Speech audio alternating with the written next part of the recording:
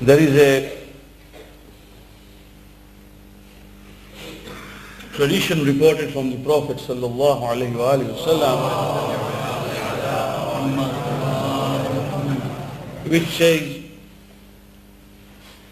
and it has been reported by both the school, that means Ahl Sunnah as well as the Tashayyu, which says, "Bada al-Islamu ghariban wa sayaudu ghariban kama bada." Islam began with poverty and meager sources, and it will return to a state where again it will be as poor as it began, as poor as it began, as weak as it began. We are passing to the days when we have got to consider that while we are told by the propaganda through media that Islam is getting stronger day by day, I sometimes suspect that we are being lulled into some complacency so that we may go deeper and deeper into slumber and think that everything is all right around us, and therefore there is no need to strive or to even try harder.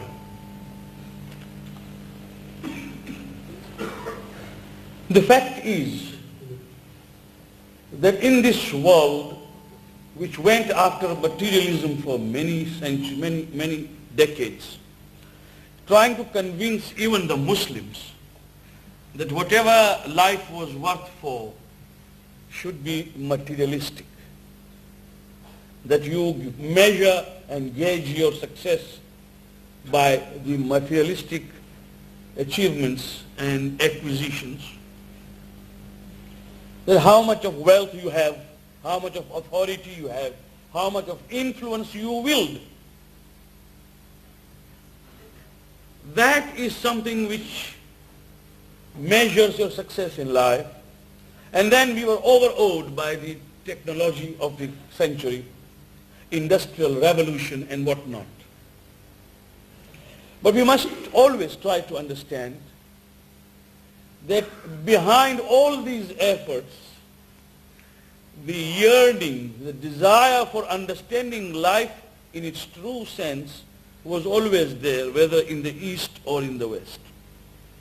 Somewhere, some Eastern scholars as well as Western scholars always asked these questions, although sometimes in whispers, as to what is this life meant for? Where are we going? Where have we come from? And what is the purpose? But in those early days, this was just a whisper. Anybody who spoke about spiritual attainment, the spiritual need, was labeled as orthodox, retrogressive, someone who didn't understand the need of the time, someone who was not modern, and therefore many voices were stifled and people kept silent. But the fact is that there is a search for the meaning, and that search is not in technology. The answer is not in industries. The answer is not in wealth. There is something else. And when any particular system fails to appeal to people, there is always a vacuum. Man cannot live without that spiritual wealth, that spiritual acquisition, that spiritual understanding. So you find that where a particular religion does not appeal, you find some other religions coming in. In England, in America, and Canada, we suddenly found young English people and Americans and Canadians either traveling to India in search of peace, or they themselves in their own countries removing all the suits and boots and neckties, wearing saffron cloth, shave their head, and walk over the parades with Hare Krishna and Hare Rama. There is a vacuum somewhere which they are trying to fill. Young men coming from affluent societies, from very wealthy families, abandoned everything, the wealth, the dollars, the pounds, whatever, and chose life of poverty in order to feel that satisfaction which comes from spirituality and spiritualism. Well, I don't want to dwell on that subject more than is necessary. Unfortunately, we have not been able to fill this vacuum with Islam.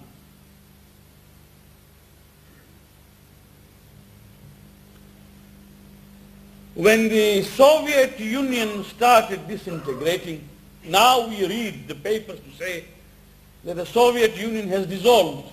And one of the results is that all those member states which have predominant Muslim societies and Muslim population are now shouting Islam, Islam, Islam. And the Western powers are really scared. Because Quran is coming back to life. The gates of the mosques have opened again. And the parents have started teaching their children Quran openly, without any scruple, without any apology. So, perhaps this was a spin-off. Perhaps it was an offshoot or a byproduct, unanticipated. They thought that the moment Soviet Union disintegrates, capitalism will be the only policy which will step in. There is something else coming out. The Muslims have started restoration of their faith.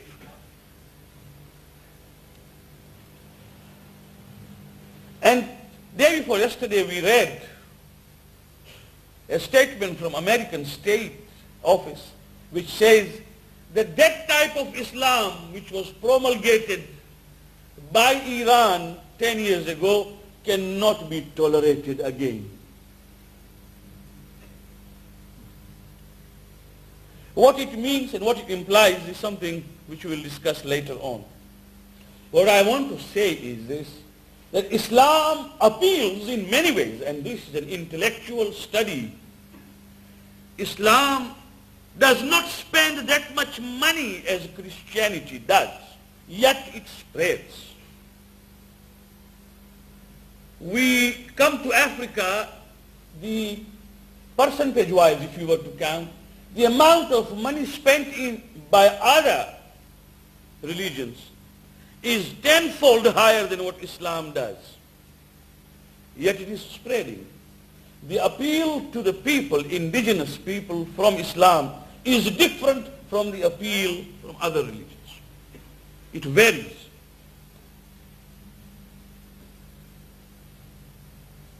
You find that as far as culture was concerned, anything that you may count, architecture, your own living ways, your marriages and deaths occurring in the community, all those cultural activities have been absorbed by Islam as long as they don't contradict Sharia.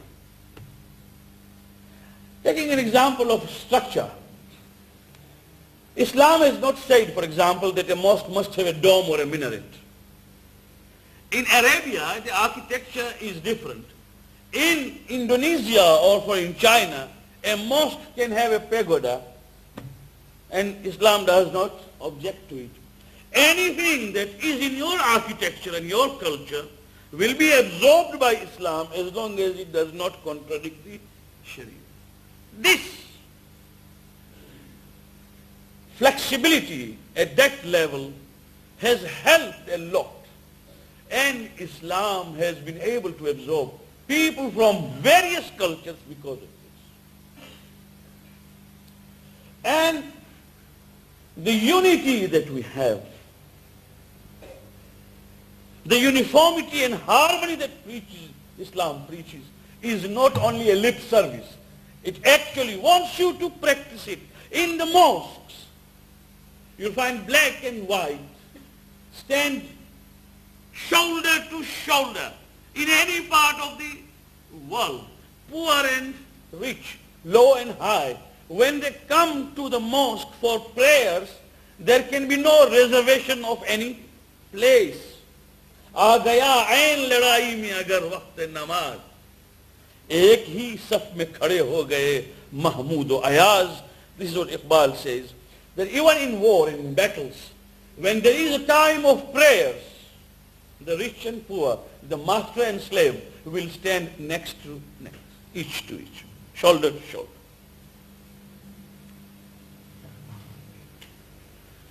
Unfortunately, we, under the deluge of this particular civilization with which we are so familiar nowadays, have become apologetic about Islam. If you are asked, are you a Muslim? Yes. Do you marry 4 wives? Not always. Are Baba, you are always so very shy to tell a non-Muslim that you are a Muslim. And sometimes if he asks you, are you a Shia? Oh, then it is a problem. Say yes. What happens? Let me tell you the fact. The fact is that we just do not know what we are following. It's a fact. It's a level that we have assumed. My father was a Muslim and he was a Shia, and therefore I am born in a Muslim family, and if you ask me my religion, I'll tell you. But the moment you put one question before me, since I haven't studied, since I haven't cared to study, I do not know the answer. And the first instance of any doubt cast before me misleads me. I am not even prepared to understand the answer of the misleading doubts. I don't even care to ask. There was a time when we people were even ashamed to say that this is our faith. Today, when so many scientific investigations have come to support our faith, then we mullahs sit on the minbar and say, science bhi kehti hai ki yun hua. Arey, science kehti means what? Science can change today and tomorrow. Its suppositions can change. They are never the same. We as fat people were told not to eat sugar. Some 3 months back we were told to eat sugar as much as we want. We as people with some heart problem were told not to eat nuts. Now we are being told by the manufacturers of nuts that if you want to save yourself from heart attack, have as many nuts as you want.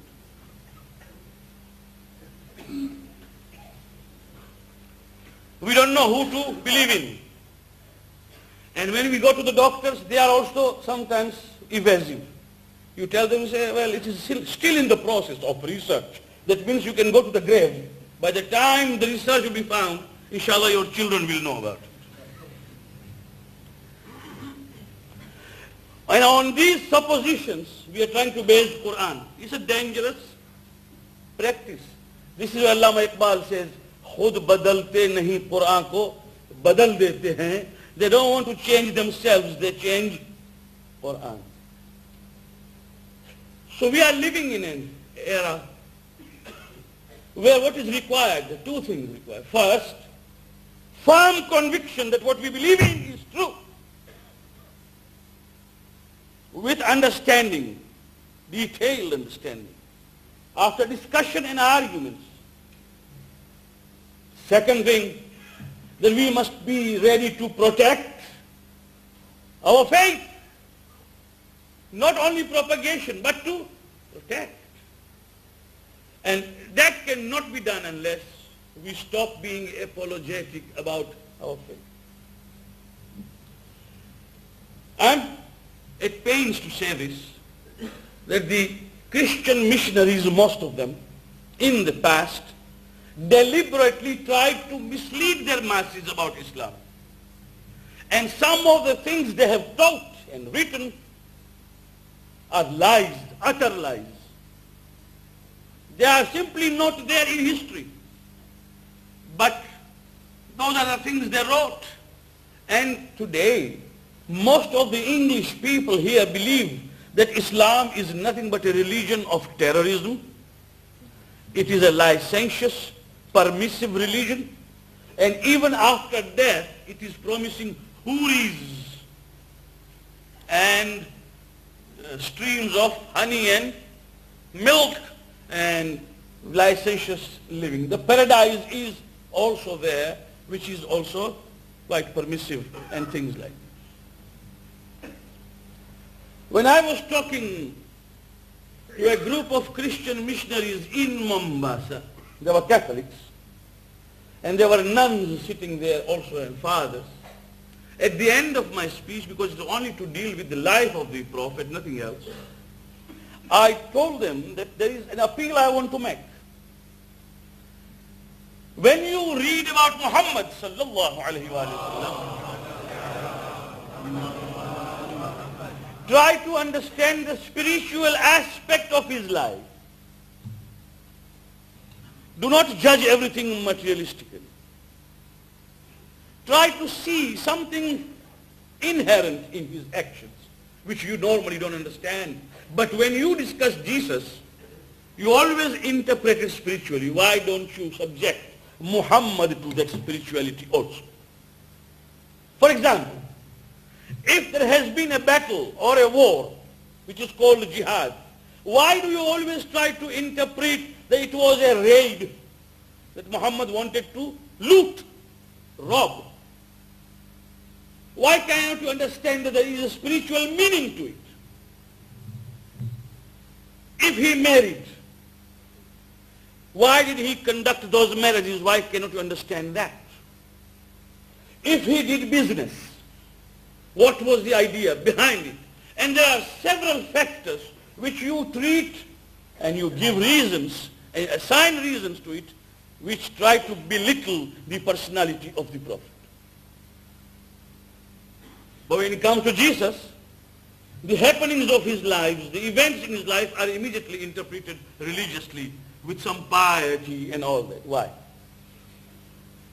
I could see immediately that this point was not well received. But I still say that the Western civilization, including the Christian religion, has got to have some very, very sincere missionaries who may not convert to Islam, but may at least convey the truth about Muhammad and his teachings to their own people, so that we don't have those misleading things. And we don't have people, when they meet us on the parades, asking us, oh, so you are a Muslim, huh? So you have 4 wives. Or when we want to build a mosque here, a mosque, will you believe me, when we went to ask for permission to have a mosque here, earlier days I'm talking about, before even we got the permission to restore and renovate this Imambara, we were told a mosque. Oh, so that is the place where you slaughter your animals.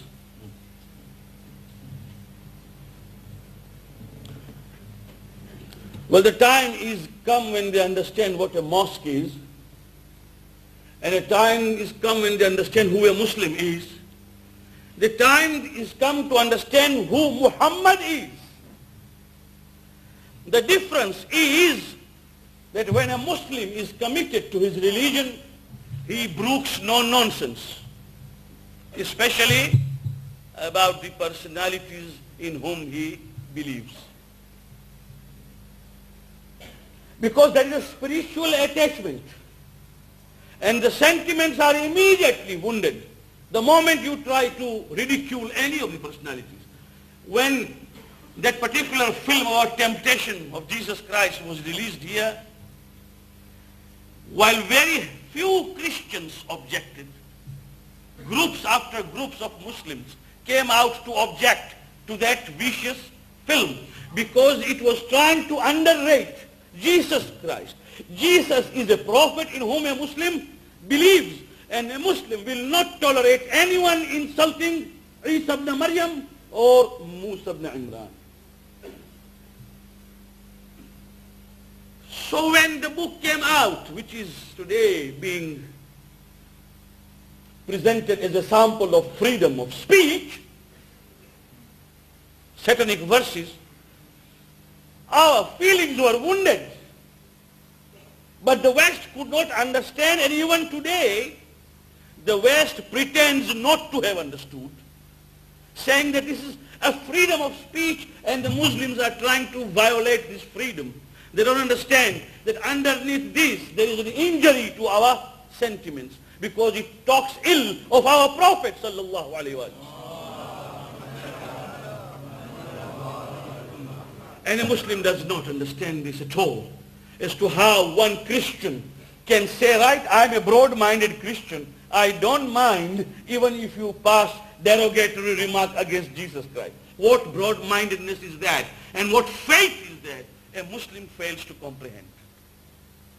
There can be no compromise on such issues.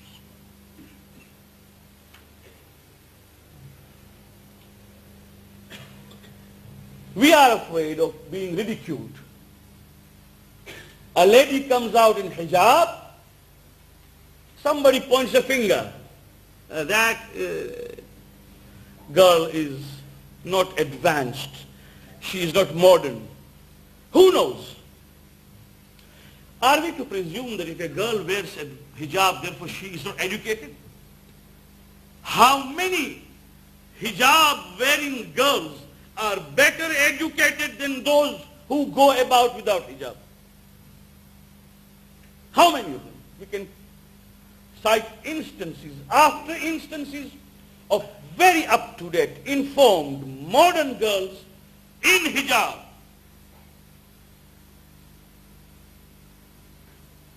Now, if she tries to remove the hijab simply because people ridicule, or if one tries to shave because he is ridiculed, or one tries to commit all the sins one can commit so that he is called social, that portrays the tendency. I remember to have read once somewhere that Mufti Muhammad Abbas was one of the ulama traveling by train in India, in UP, that is Uttar Pradesh.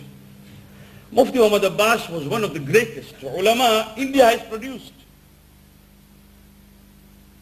But was a very simple man. If anybody looked at him, would never suspect that this man is a learned man. And just as he was sitting there in that compartment, one fellow Muslim, but of course what we can call westernized Muslim in those days. In India, in the colonial days, people took pride to call themselves British Muslims.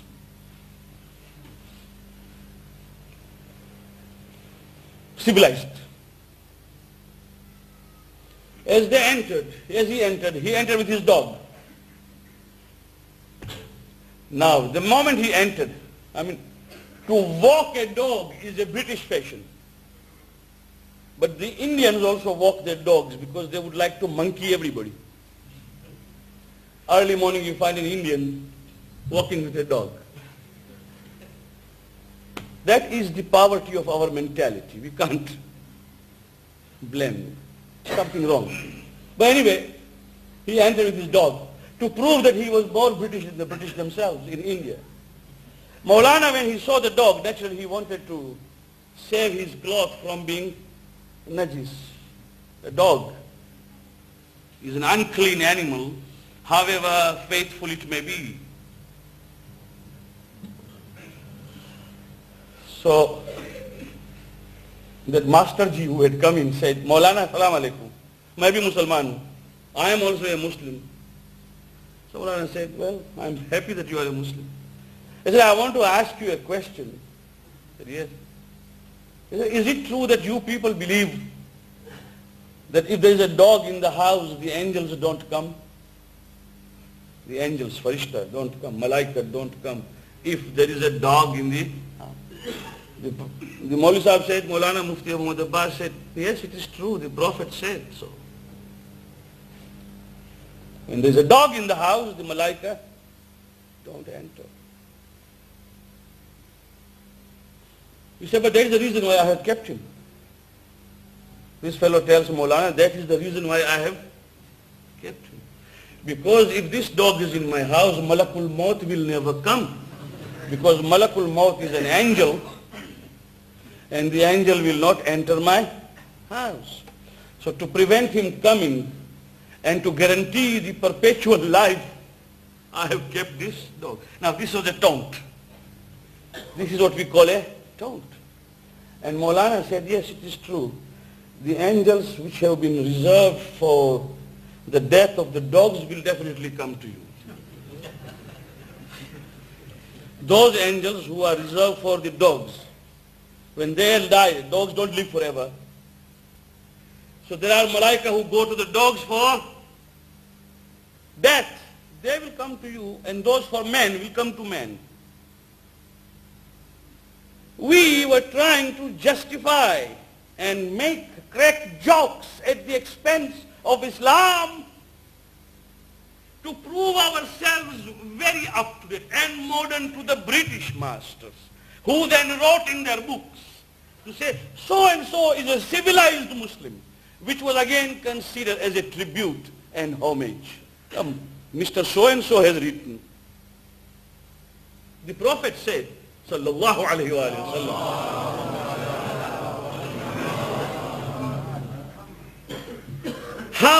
I will only translate. How often there is a man well known and famous on earth and no one knows about him in the heavens. And how often there is a man on earth whom no one knows is very well known in the heavens by Malaika. So what are we here for? To get recognition from the Western world for our Islam, or to get recognition and acknowledgement from Allah subhanahu wa ta'ala? That is the question. I'm talking about these days. Why? Because I have a feeling that 10 years have passed or more since there was an Islamic revolution in Iran. After the death of Ayatollah al-Khomeini, Ridwanullah alayh, and after that tempo and the climax, now I can see the anti-climax. And I can see now that that warmth is not there. I fear that there might come a day when the whole things might go topsy-turvy. Because we did not believe in Islam because of Iranian revolution. We believe in Islam because of Muhammad sallallahu alayhi wa sallam. But definitely, the Iranian revolution gave us a push, gave us an impetus.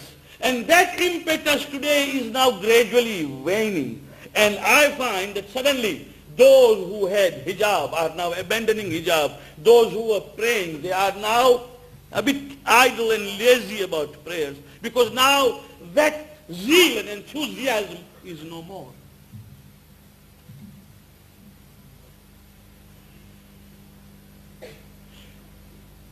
A subject which I will deal with later. Tonight, we are talking of a personality who is known for the protection he gave to Islam, and his name is Abu Talib. Unfortunately, all Muslims except Shias believe that Abu Talib was not even a believer. They write in their books that Abu Talib was not even a believer. And so many stories have been invented and concocted to prove that Abu Talib was not even a Muslim.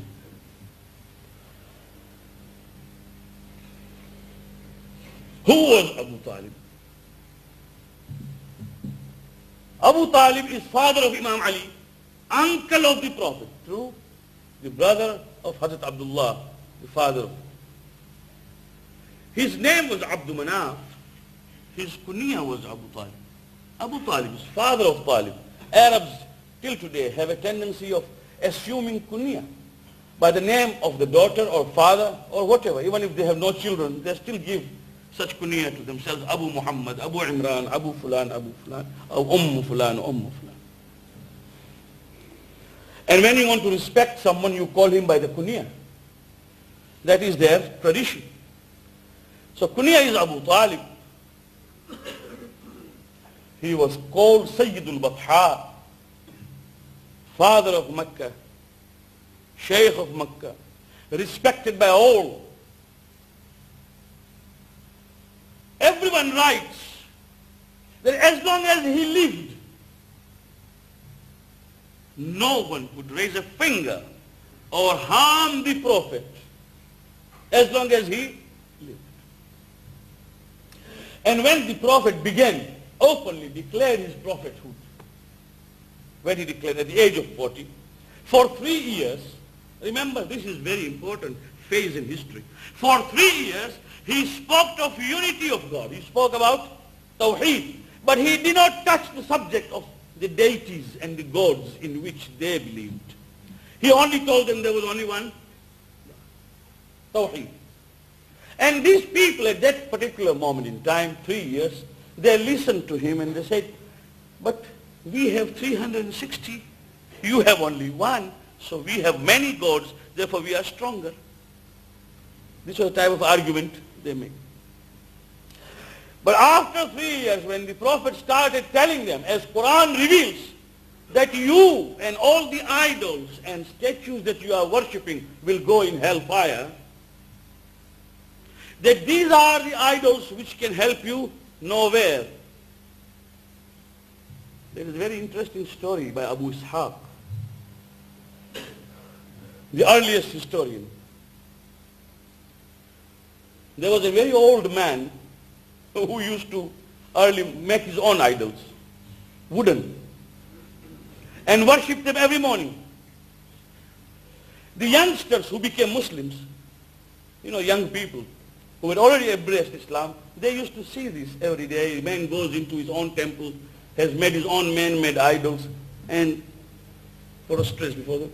Young people, after all, are young. Our principal in the school used to say, boys are after all boys. You can't go on punishing them every day. Boys are after all boys.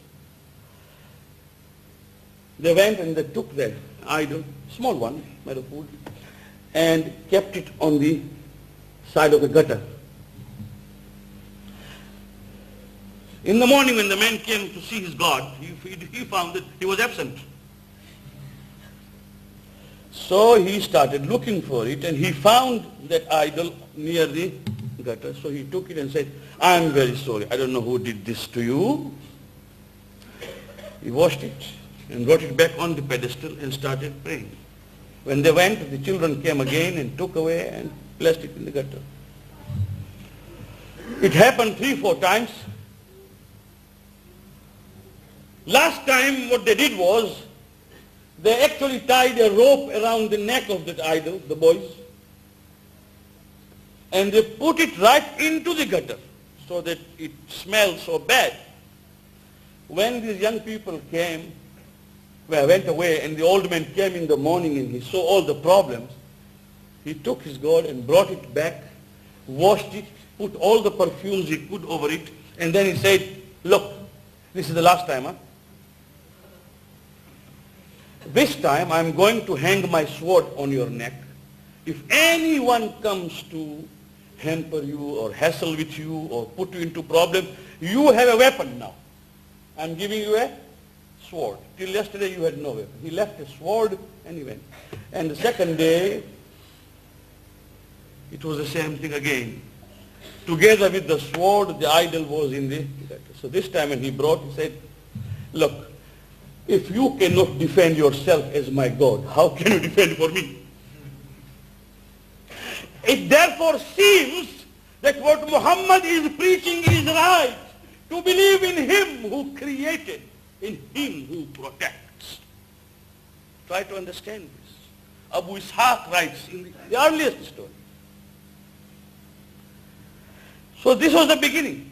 But when the Prophet started telling them that these gods are of no use and they will not be able to save you neither here nor hereafter, then the problem started and they came to Abu Talib and said, Abu Talib, tell your nephew that he should not speak against our gods.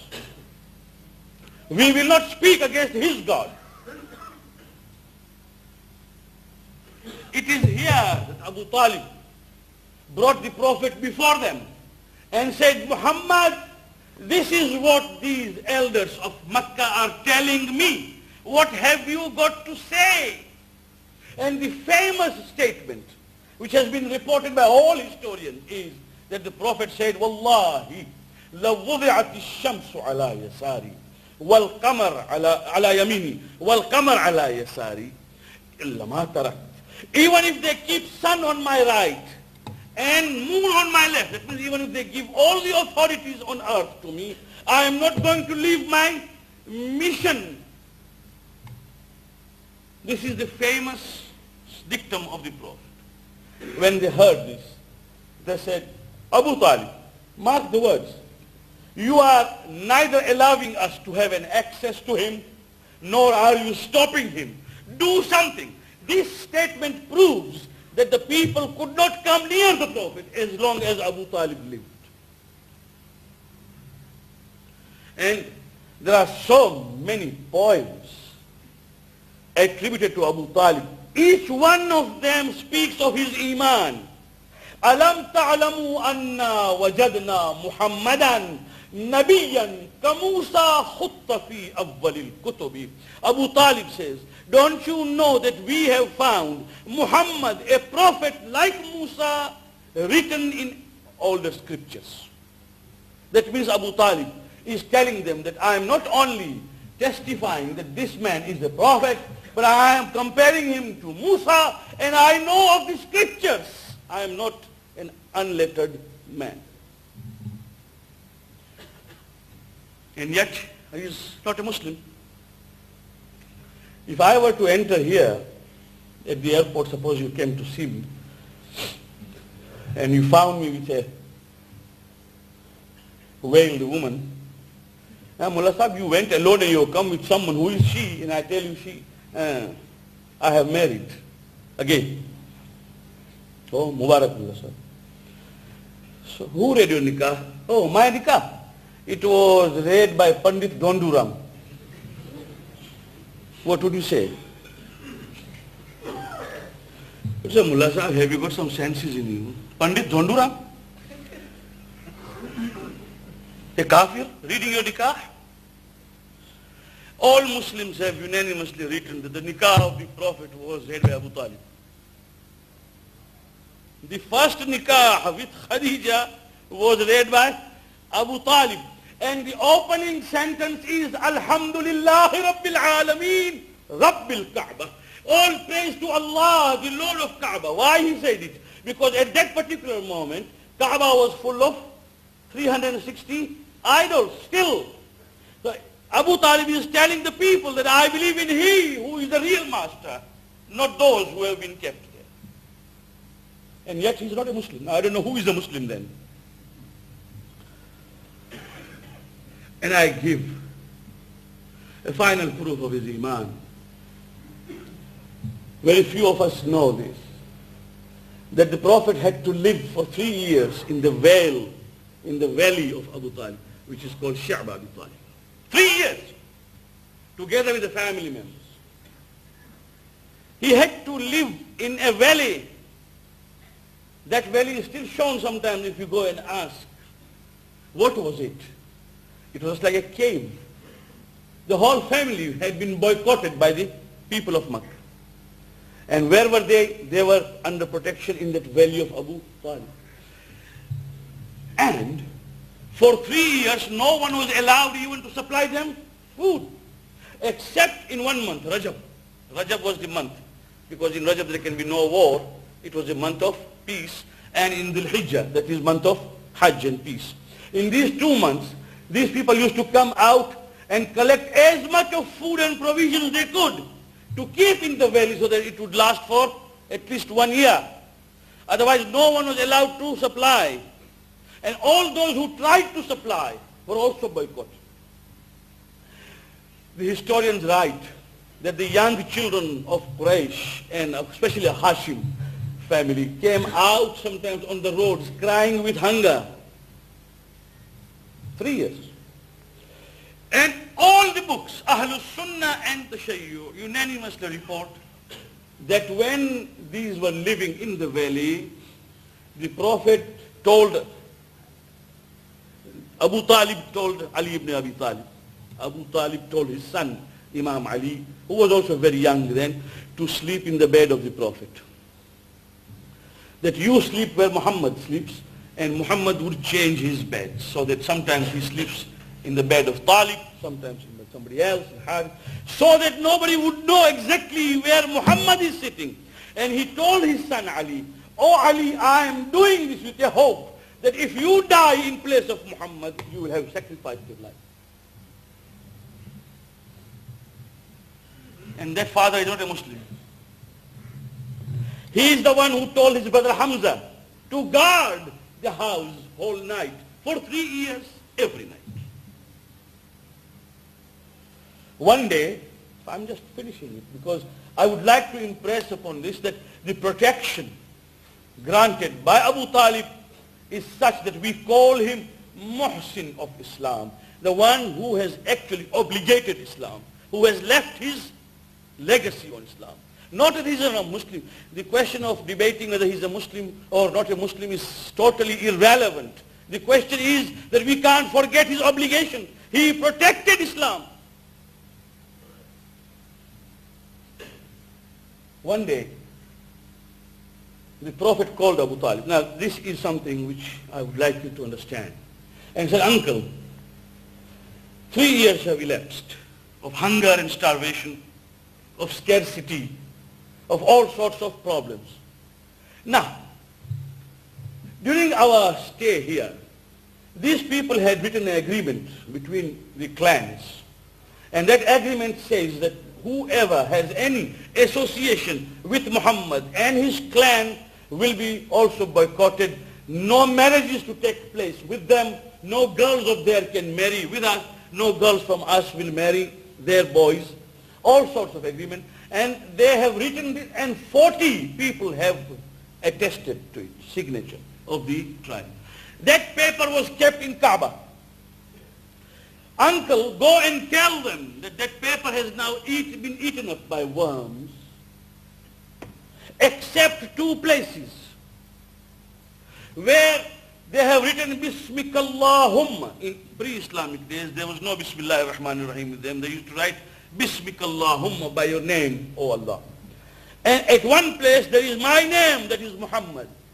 At these 2 places the worms have not eaten. The rest has been all eaten. "Oh, uncle, go and tell them." Now, it's a psychological question. It's a normal question. Abu Talib is older than the Prophet. A younger man is telling him to go. Abu Talib has not seen it. The paper is lying in Kaaba. Abu Talib himself is in the valley. But after having heard this, Abu Talib left the valley and came to Kaaba. When these people saw Abu Talib having come so courageously, after having been restricted for 3 years, they thought he has come to repent. He has come to retract. He has come to withdraw. So they said, "Abu Talib, ahlan wa sahlan, sit down. What can we do for you?" Never expecting what it was going to be. And Abu Talib opens up this way. He says, "My nephew Muhammad has told me, who has never spoken a lie. My nephew Muhammad has told me, one who has never spoken a lie in his lifetime, one who is trustworthy and honest. He says that the paper hanging on the Kaaba wall has been eaten up, except where the name of Allah appears and where the name of Muhammad is." It's a challenge, because the paper was never opened again. It was in a packet hanging there. It was supposed to be a charter. So they said, "All right." Abu Jahl said, "All right, we will test the truthfulness of your Muhammad." And they came there. And when they opened, they found it was all eaten up by worms, except where Allahumma and where Muhammad was mentioned. It was then that they allowed, that all right, we allow them to enter, and the restriction is lifted from them. If you were to assign to me to say, "Mullah Sahib, go," and this is what has happened there, if I don't believe in you, I would not go, after having lived with you here. But the very fact that Abu Talib went shows that he believed what Muhammad said was right, and therefore it is really sometimes astounding and amazing to listen to the Muslims writing that Abu Talib did not say La ilaha illallah till the end of time.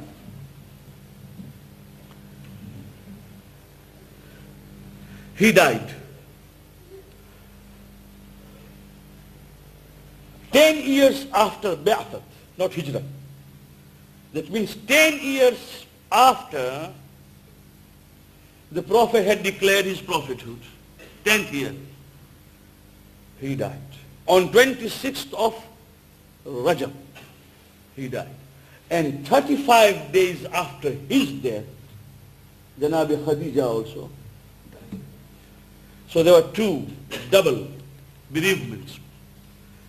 And both of them, as we know, are such whose obligation Islam cannot forget. One is Abu Talib, for the protection to the person of the Prophet, and for that veracity. And it is for this reason that Shaykh Abbas Qummi alayhi rahmah writes that when the janazah of Abu Talib was proceeding, the Prophet behind the janazah went on weeping, crying, and he said, Ya Amma, oh my uncle, let me tell you one thing, that you have done what is called Silay Raham. Silay Raham is to have that relation with your own blood relatives, to be merciful, to be kind to them. You have done Silay Raham. And it is written everywhere that the moment Abu Talib was buried, thereafter people started attacking the Prophet in person, telling each other, we can do whatever we like with Muhammad because Abu Talib is not there. And Hijrah was caused partly by the death of the uncle. But there was no protection whatsoever. But don't forget, my friends, that the sacrifice of Abu Talib did not stop there. Come to Karbala with me.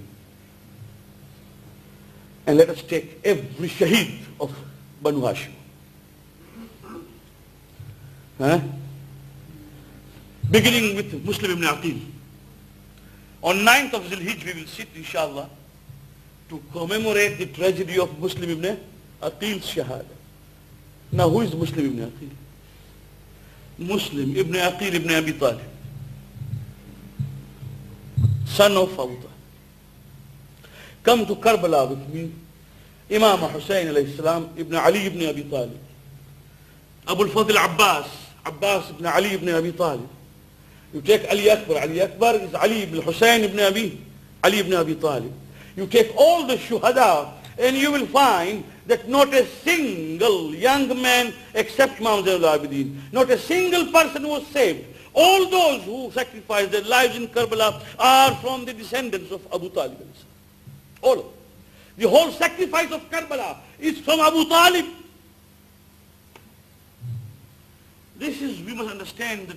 That is why we hear that this is the sacrifice of all Abu Talib, Abu Talib's descendants. And all the Imams who were martyred one after the other, right from Imam Ali till Imam Hassan Askari alayhi salam, either they were poisoned or they were killed with the sword. All of them are children of Abu Talib. All of them by lineage. And the master of this age, Imam al-Zaman alayhi salam, who is sitting waiting for the order and command of Allah to come, is also a son of Abu Talib. He is the grandson of Abu Talib.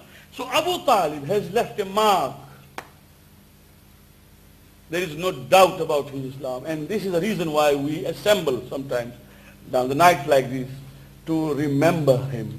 And whenever we pay homage to Fatima Zahra salamu alayha for the martyrdom of Karbala, we are actually also paying homage and tribute to